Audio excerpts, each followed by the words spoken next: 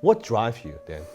Well, when I went into coaching 25 and a half years ago, I wanted to change what was called personal development then into true financial coaching stroke mentoring. And I didn't know what I would have to do it, but whatever I've done in my life, I always want to lead. I want to be first. So after about 4 or 5 years, I discovered that even though I'm a good motivational speaker, that's not what I want to do. I want to teach how to create generational wealth, okay? Wealth that normally takes 20 to 25 years to create, which is the definition of a generation, in 3 to 7 years, as we were saying in the car on the way over here. 3 years if you do everything perfectly, which we know nobody does it perfectly. Yeah. 6 or 7 years for somebody that's good, and 8 to 10 years if you're a real doofus.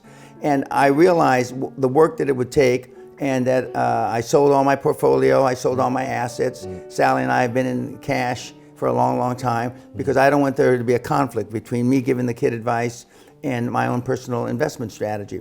And so as we've continued to develop the templates, the processes, the systems, and the procedures, they're based on success. One success after another success. Last 4 or 5 years, we've produced teenage multimillionaires. Some of the teenage multimillionaires, as you can witness on YouTube, are flying around in their own goddamn jet planes now. We've produced the largest deal in recorded history, the $500 billion NEOM, which is the city of the 22nd or 23rd century, with a mentee, Klaus Kleinfeld. So we've got everything from millions, tens of millions, hundreds of millions, billions, tens of billions, and even hundreds of billions now. And we have all the systems how to do it. And 99.9% of all the kids that have benefited from QLA, I've never met. I wouldn't know them if they were standing in this room, because we decided almost 10 years ago to give all the product away free. Because I went, as you pointed out, I went from the most expensive product online to free. Because that takes away almost all the excuses of the kids that are just flapping their mouth. And now, 2/3 of my time is pro bono. I go around universities all over the world. In fact, I was... Which then you record those videos, also make it available on YouTube. They're also online. And I was at University of Toronto, a leading university last year. And I was at the Naval Academy just a few weeks ago, United States Naval Academy, because I realized the way to really influence the future is influence the kids. Now, unfortunately, my message is too strong for little grammar school kids. It's too strong for junior high school kids. And so I've talked at a couple high schools, but it's probably too strong for high school kids because of the graphicness of my examples. But university kids can get it if they really want. And when I look out in the audience and the university kids, and they say, we understand, but you know, it's so not politically correct. Because I believe political correctness is a manifestation of lack of self-esteem.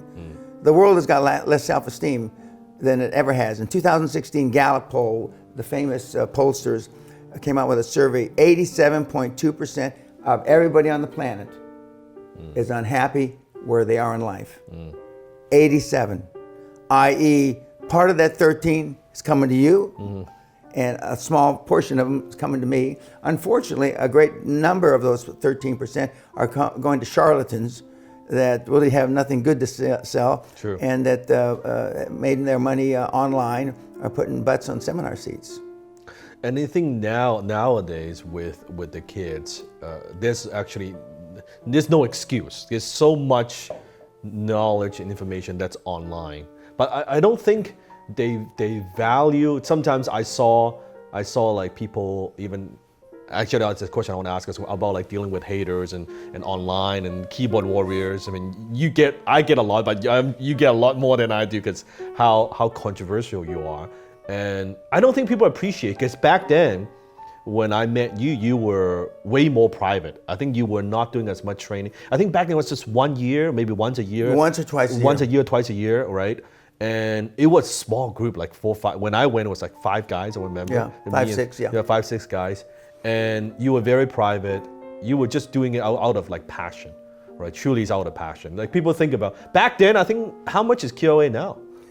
20 grand. 20 grand. Back then, I think was it 10? 10 pounds, 10,000, 10K? No. Back then it was probably 6,000. 6,000, something like that, Yeah. right? It was still a lot of money. It was like all the money I had, but I'm glad I made the decision. So I don't think kids now, they appreciate of having someone like yourself as being able to access your knowledge. I remember, like, I think it was in the cast that people can't tell the difference between chicken shit and chicken salad. Correct. They, They don't know the difference. They don't know the difference. They've had an appetite of the chicken shit. One of the slides I start the seminar with now is from Jurassic Park, the movies, where they show a big 8 or 10 foot high shit where a dinosaur made, like that. And most of what's online is that big pile of shit. But I mean, it's like Hitler proved. If you say something that's wrong and a lie and evil enough times and loud enough, people will believe you. yeah. And most of the people, and you and I both know, a lot of the speakers, not all of them, but a big portion of them are telling bullshit. The most epic event of this century, the Oscar for high ticket closers in Black 2019. The $50 billion man, Dan Peña, the king of high ticket sales, Dan Lok. Get your ticket today.